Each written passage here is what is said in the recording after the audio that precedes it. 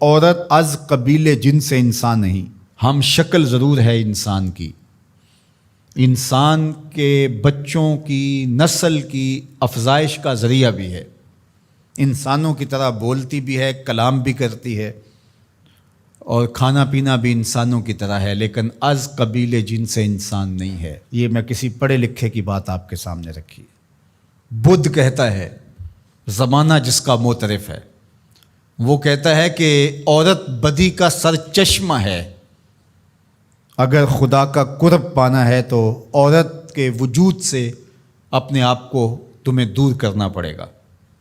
عورت کی قربت برائیوں اور بدیوں کی طرف لے جاتی ہے، عورت کا وجود بدی کا سرچشمہ ہے۔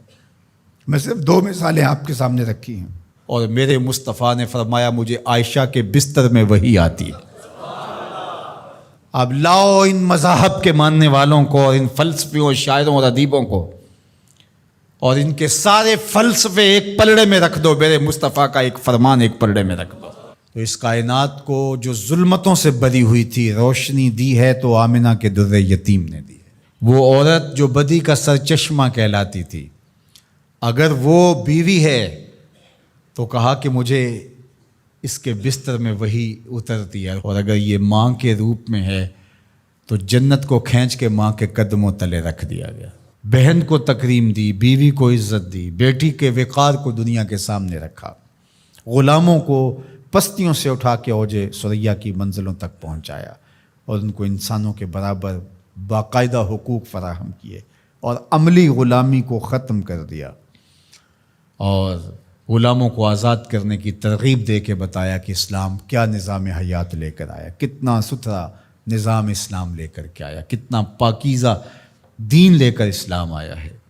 یتیموں کو، بیواؤں کو، اراملہ کو، مساکین کو، کثیر العیال لوگوں کو، غربا کو کس طرح ان کی عزت نفس کے ساتھ ان کو آگے بڑھایا اور زندگی میں آگے بڑھنے کے موقع فراہم کیے۔ یہ اسلام ہے، اور اسلام کے دم سے ہی یہ نور، روشنی اور اجالے پھوٹتے ہیں۔ اللہ جل شانہ ہمیں اس موسم رحمت کی برکت نصیب فرمائے۔ اس لیے کثرت سے درود و سلام کی محافل کا انعقاد کیجیے اپنے گھروں کے اندر، روزانہ کی بنیاد پہ، فجر کے بعد کا وقت رکھ لیں یا مغرب کے بعد کا یا عشاء کے بعد کا،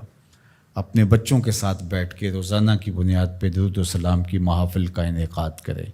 مسجدوں میں، محلوں میں، فیکٹریوں میں، جہاں جہاں ہیں، حضور کے نام کی مجالس کا انعقاد کریں، درود کی محافل کا انعقاد کریں، حضور کی سیرت کی محافل کا انعقاد کریں،